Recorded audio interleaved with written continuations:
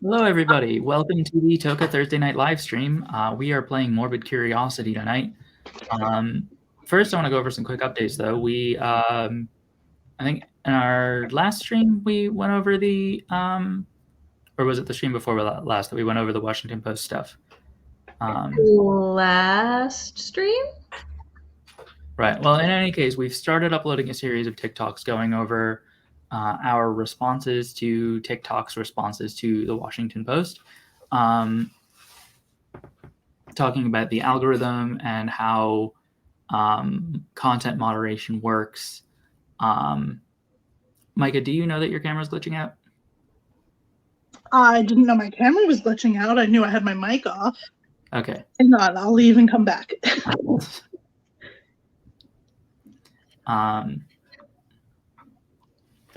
But yeah, so we just started releasing those. We're also doing next Monday's live stream is going to be a Q&A stream where we are asking, or we're answering questions, like all the questions people have. We got a lot of new members from the Washington Post thing.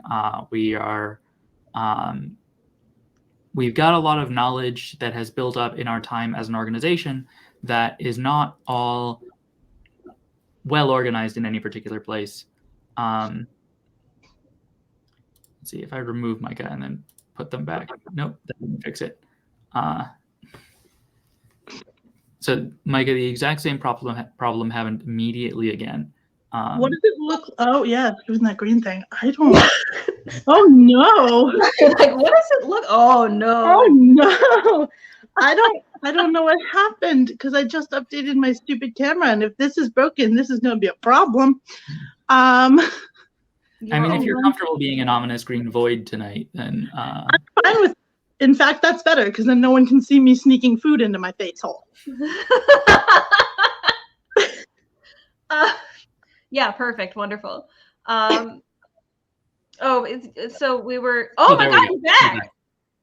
I think. Oh, it might have just been having an issue with like something in the background. Who is to say? Not me. We will try and keep you updated on whether you are visible. But this is the whole. We have just a ton of new members and a lot of new followers that all sort of came in at once, and they've been saying, so I think this is what TikTok does, and we've had to be like, you are maybe wrong, and here's what we know, and explain it, and then someone else comes in and says the exact same thing, and we are like, you know what if we just put this all in one? And oh no, you've broken up now as well. I think it's reasonable to infer that what Cecilia was about to say was, let's put this all in one place. Yeah. What is happening this evening? I don't know, but at least it's not just me. So if you're interested in what TOCA knows about TikTok, please come on Monday. We want as many questions as possible, and we want as much of an audience as possible. This will also help us gather our thoughts on which things we know that we haven't actually written down anywhere, so that we know to write them down somewhere. Yeah, it would be, honestly, this is what I said, like, basic questions, please.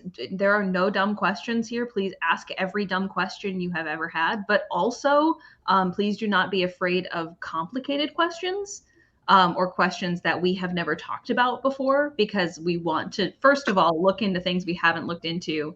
And second of all, we are here to have those complicated conversations around, like, what are the ethics of this, and what do we think is happening, and what do other platforms do that it would make sense that TikTok is doing, but we don't have evidence telling us either way. We're here for it. We like it. So yeah, also this happened to coincide with whatever has been going on the back end of TikTok, and it's just been glitch after glitch, and people coming in and saying, hey, did you see XYZ thing happen? And about 10 people immediately respond with like, yeah, that's gone for me too. Like, it's just been one problem after another. The only one I've seen that's been a new and original problem that I've never seen before was someone came in and said, so for some reason when I open up videos, they're all in black and white and repeated many times on the top half of the frame, and then I reload the video and it comes up fine. What? So That's- TikTok is currently experiencing some things, by the way, if you didn't know. It seems to be leveling out. Is it? Is it leveling out? It's less chaotic than it was. I would just love it if, the captions weren't so irrevocably broken right now. Mm-hmm. Oh, hey, you guys want to see the preliminary results of what my investigation into the captions looks like? Oh, yeah. All right, so one of the people on my Discord is going to be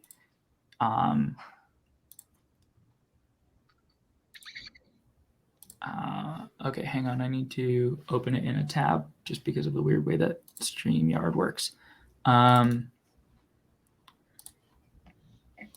One of the people in my Discord is going to be doing the actual analysis because I don't know how to code, so I can't.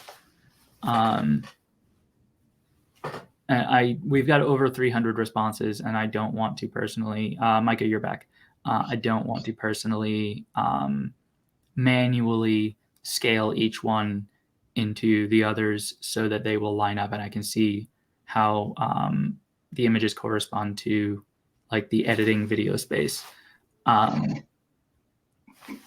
But this was done with about 20 of them. And as you can see, just about the whole lower half of the screen is potentially covered between description,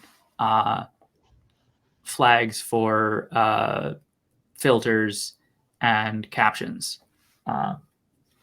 The caption position in the lower half is wildly unstable. It's much more stable in the top half of the screen. So I think I'm going to be recommending that people try to always put their captions in the top half of the screen. The icons along the right side go just all the way up.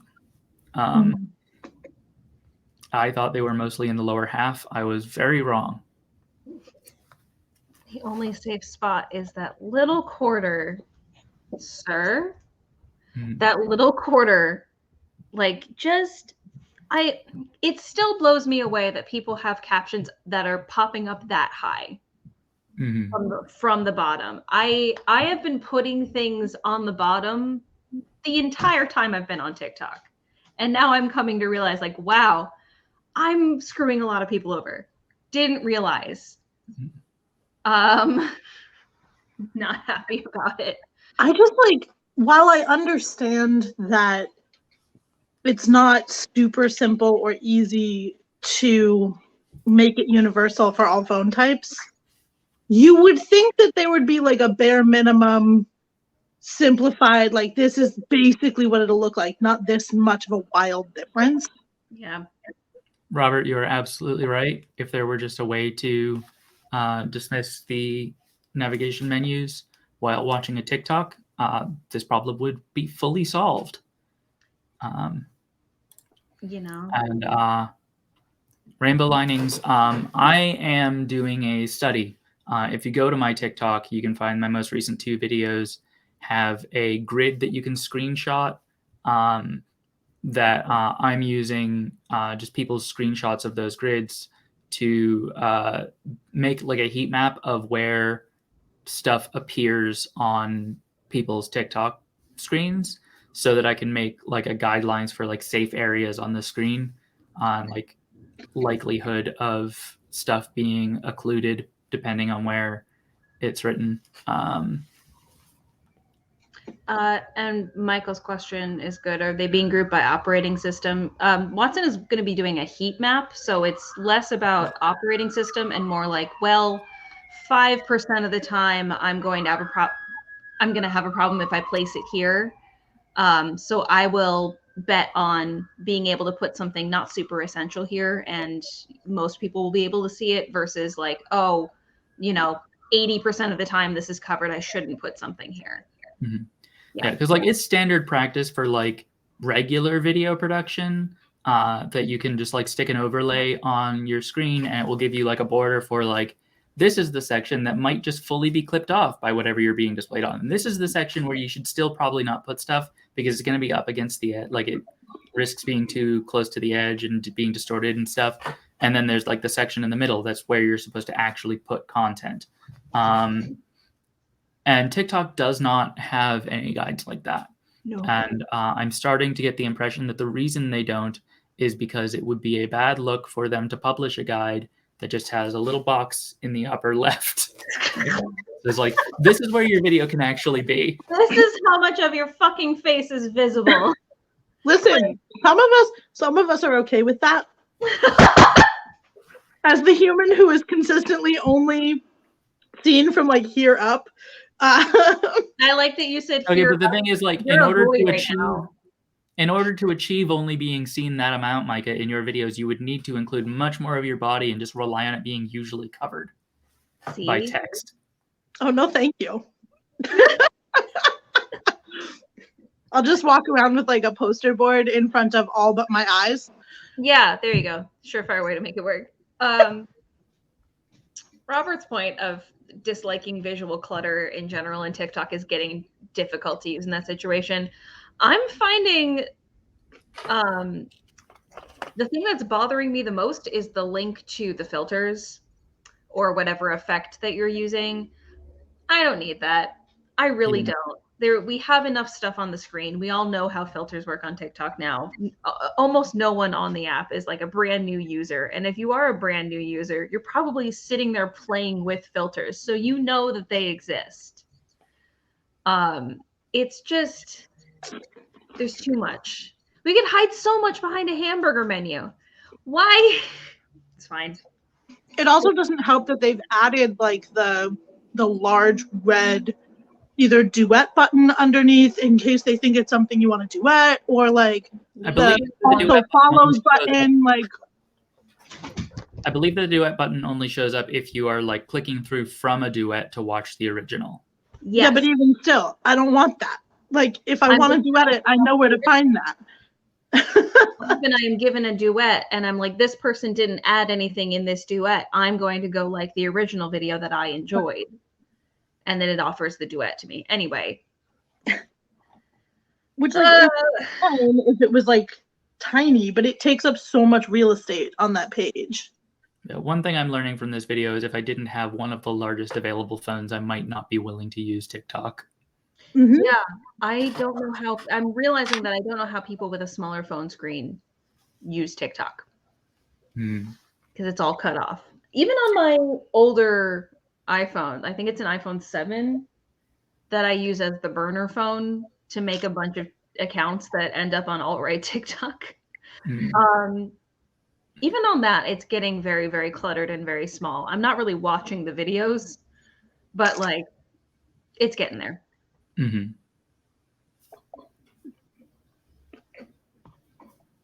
I really like that nobody can see me eating nachos right now. I'm just putting that out there. Yeah.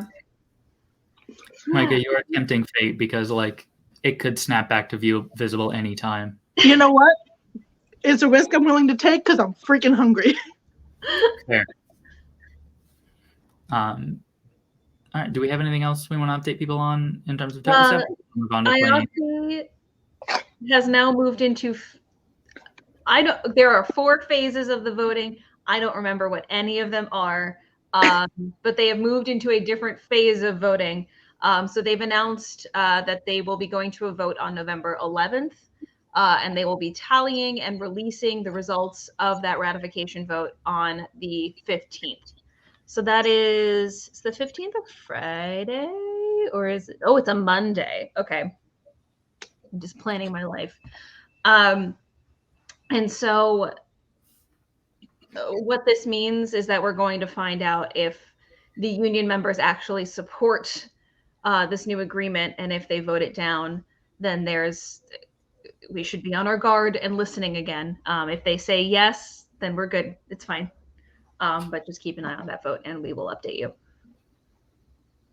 And a few other people have said this, but it's a very important point. IATSE members are the only people who have the right or expertise to make the decision about whether this is a good contract. We are supporting them no matter what they decide. If you're not an IATSE member, you just need to support. There's no place for like Not your business. Yeah. Not your business. Whatever they really do not need laymen butting into their affairs. They only need us when they say they need us, and when they don't, we should maybe give them some space. And they need to know that we have their backs regardless of what they choose to do. Correct. Because the public having people's backs is an important part of a strike. I would love to bring up that you kind of want the whole screen for dancing and thirst traps. Yeah. It's true, because for an app that's really built itself on like, hey, you want to see very attractive people doing stuff, they are hiding a lot of those attractive people. I mean, like, to be fair, it is also an app built on ignoring the needs of the like smaller percentages of users. Listen, if I can't hide myself, how can I make sure that they won't think that my shoulders are boobs? How? This is how I just get around the nudity filter. If TikTok see me, how I know it not tell me I'm naked? How will I know I am naked? Problem that we have. Just like always use the pixelization filter. Yeah. I will only be viewed as a pixelated entity from now on. That's how we're all going to protect ourselves. I don't know. I'm kind of digging this whole green screen thing I got going on. Maybe I can pretend I'm encrypted. This is an interpretation of green screen. Opposite green screen. All right, Micah, do you have the cards? I do have the cards. I even weeded out the ones that we've already answered. Nice. Wow. It's always a crapshoot because I'm like, I don't remember which ones I've made videos about and which ones we've actually played in person. But let's start with a nice little conversational one that's not even, that deep. Have you ever almost died? Have you ever had a brush with death? Starting real light. I almost drowned once when I was a kid. I don't remember the experience well enough to be able to build a proper Mountain Goats meme out of it, but we were just talking about Jason Voorhees, and now you tell me that you almost drowned as a child.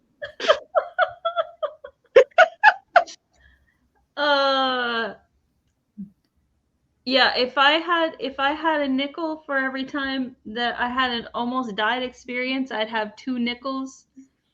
And that's weird that it happened twice. Yeah, and I think that there's an important distinction to be made in near-death experiences between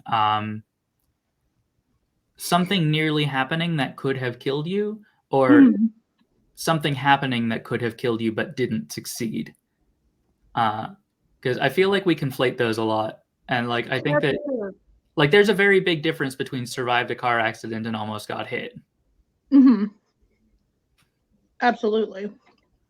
Because this is, if we wanted to count I am counting this thing tried to kill me and did not, versus I narrowly avoided being killed by the thing. Because if we're doing that, there's way more. Right.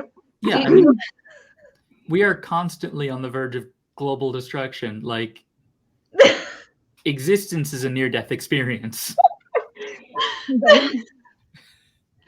So, I mean,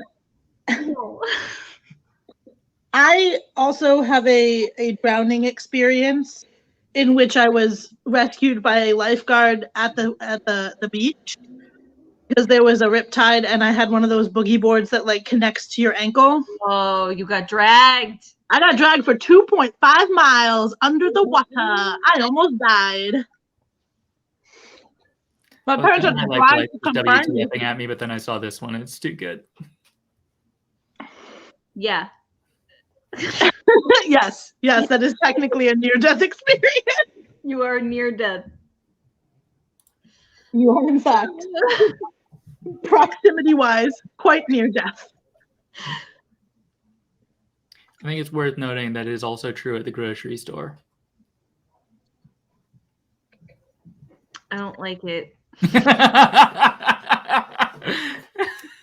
Like, you're not wrong, but also, why would you say that? It's going in the book of things that TX has said that makes me want to be angry. No, because now I'm gonna go into the store and I'm gonna look at everything and I'm gonna be like, you were once alive. Like, I don't like the implications for what my day is gonna be like tomorrow when I have to go to the store because we are out of food. I was about to say it would be a very no bones day, but like by definition, bones. I mean, it's easy to fuck up. Like, it's very possible to get sick from raw fish. It's true.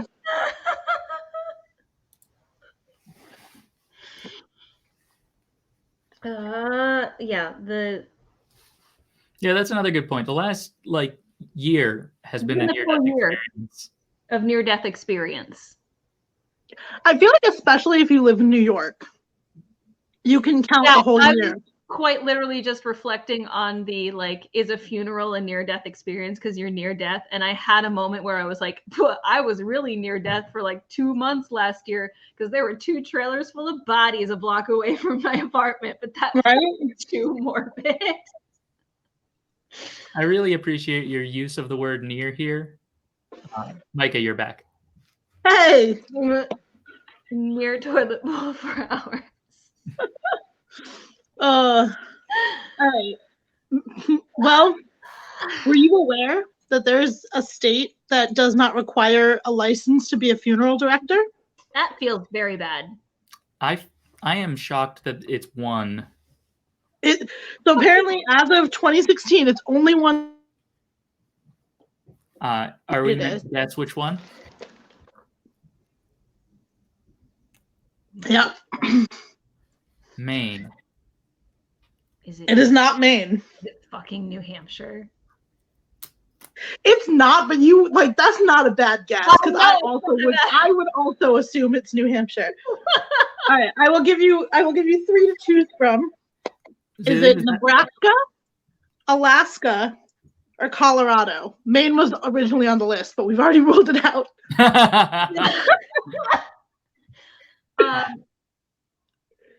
My guess is Alaska. Cecilia? I can see Alaska, but I'm just going to pick Nebraska because I don't want to pick the same one. I really like it when you both pick different wrong answers. What a bitch. So apparently, as of 2016, in Colorado, you don't need a license to be a funeral director. Colorado feels like too populous a state to let that happen. There's a lot of people in Denver. Yeah, but there's also a lot of unpopulated mountainous area in Colorado. Yeah, but it's so it's not as sparsely populated as Alaska. I wanted to say the thing about expecting this of New Hampshire is this sounds like the kind of thing that should have been a law since the 1950s. Mm-hmm. And New Hampshire was only invaded by libertarians 15 years ago. That's fair.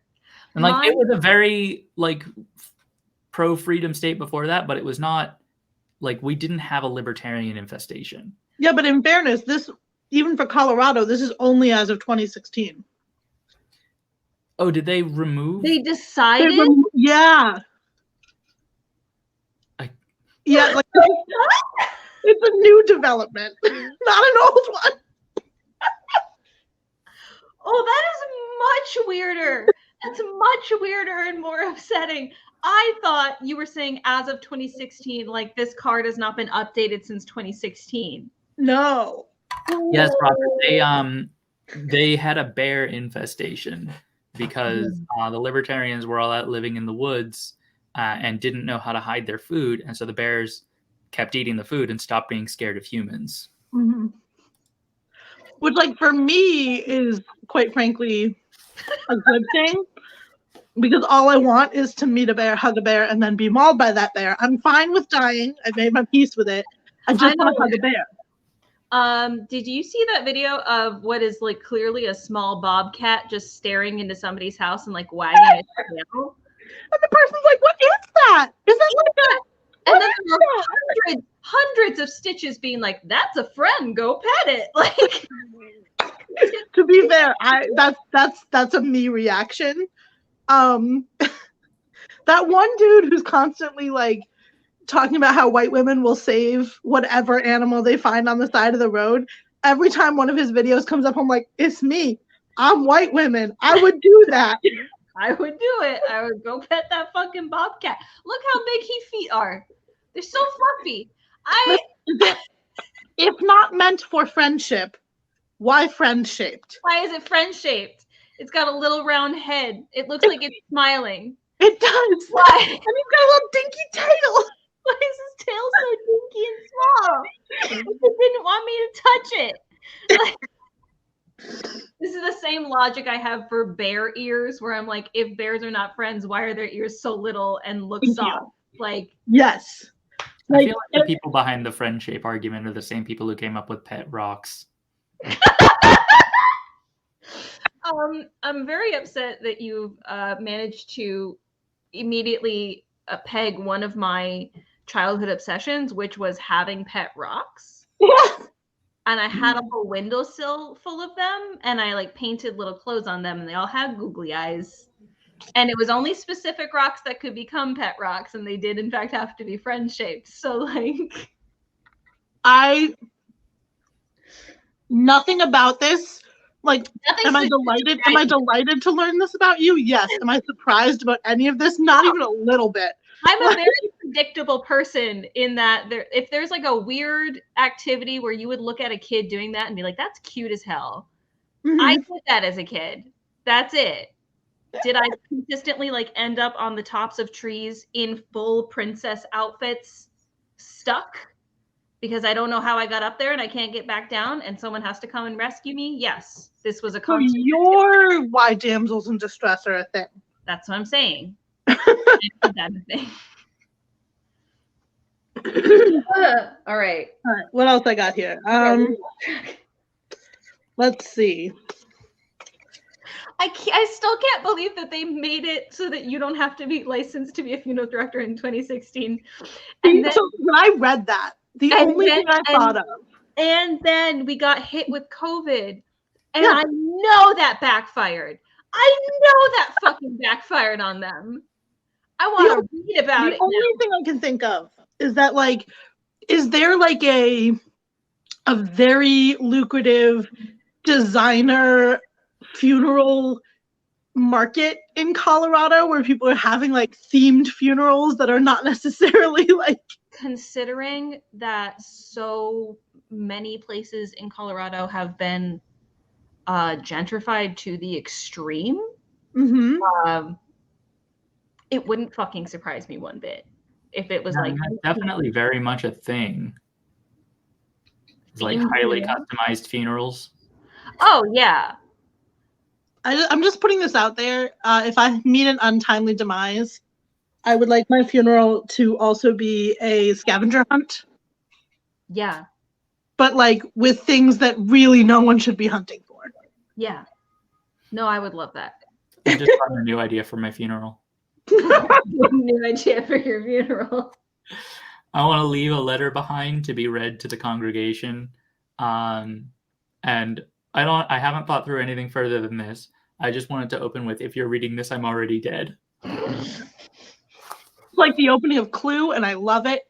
Like I just want my funeral to feel like a live action board game for people. Is that, I'm not gonna lie, starting the letter with that feels like a direct attack on me, as if I will attend the funeral and that will happen and I will yell "fuck you, TX" from like beyond the grave. I mean, to be fair, I'm the person who would like have a pin and like be making sure that you were actually dead. Like, just you gotta make sure. Just in case, because that's the kind of fuck shit that I expect my friends to pull. Michael, there are many ideas for my funeral. Were you not here last time? More than the average some of amount the of time ideas. thinking about it. All right. If an artist asked you to destroy their work of art after their death, would you? I think it would be a value judgment. How good are they? Like, is this a Hilma of Clint situation where like she just didn't want her shit displayed while she was alive, but then I got to walk into the Guggenheim and cry because it was like a very moving experience? Like, is it that level of good? Or is Or it like Kafka, where he just didn't think it was good because he was doing something that was so revolutionary that it changed literature, not only thereafter, but also like recontextualized generations of literature beforehand? I think this has more to do with, are you respecting the wishes of the dead person? Right, but like if the wishes of the dead person are dumb, yeah, like what if the wishes are dumb? See, I Well, approach it's this bad and differently. wrong. I approach this from a how did I feel about said dead person? Like if Anish Kapoor was like, hey, destroy the bean upon my death, I'd be like, absolutely not. That thing is staying out forever because fuck you. We're gonna write your name on it so everyone knows forever and only associates that work with you, you fucker. We're gonna write it on there in Vanta Black. Yeah. Yeah. That would be the appropriate way to go about that. Like that's how I look at it. I'm like, listen, if you were a shit person in life, then if you want your shit to stay around, I'm destroying it. If you didn't want your shit to stay around, it's there forever, and we're gonna make fun of you the whole time.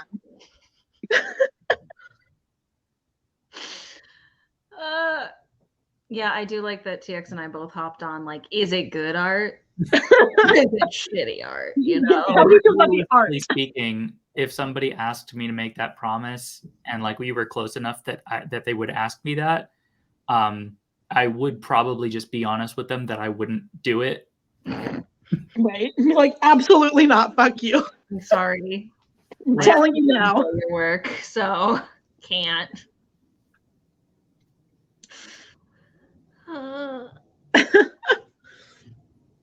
Let's see. Oh, okay. Here's one I didn't know. Historically, the body of an assassin would have been disposed in what manner? Would it be buried upside down, cremated and scattered, dismembered, or thrown in a bog? Trick question. Assassins evaporate on death. I want it to be thrown in a bog. Because then I would like to think of all of the bog bodies we've found as secret assassins. And I know that's probably not the answer. It is not, and it makes me sad because I like the idea of that sound. Where so you can just go jump in a lake. Just being, you can go be buried in a bog. I don't care. It's fine. Apparently, they were buried upside down, and it was thought of a fitting form of post-mortem punishment. I think I have heard that. Upside down as in like on their stomach? Yeah. That's just how I sleep. Bury me that way. It's more comfortable. Bury me that way so the people I don't like can kiss my ass. See? Forbidden cracker. The bog assassins brought the bog butter into the bog. That's how they got there. Okay, you're back, by the way. Oh, I'm back? Oh, no. No. Oh, no. I am seeable.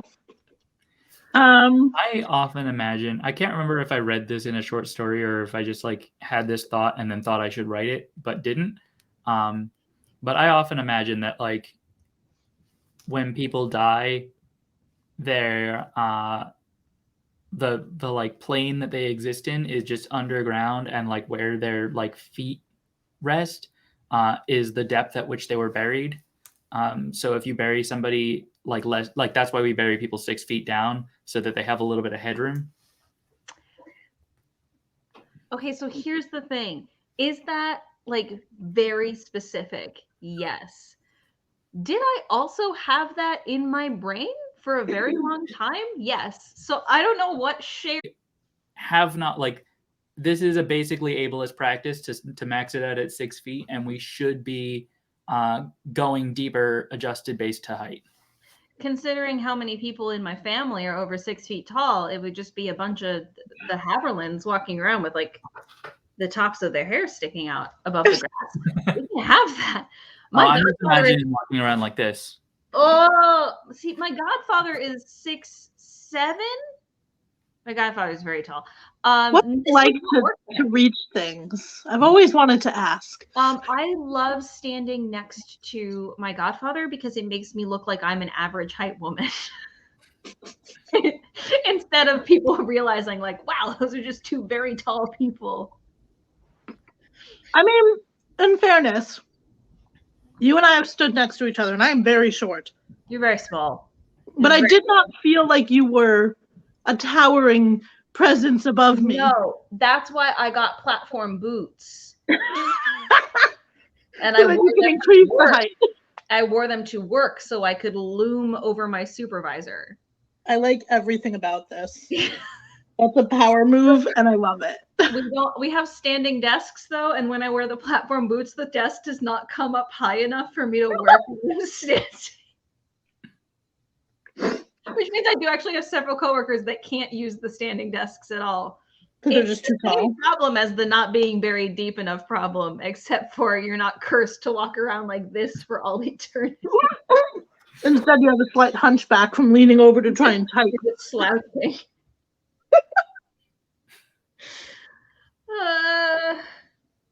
Maxine, stop, buddy. Oh no.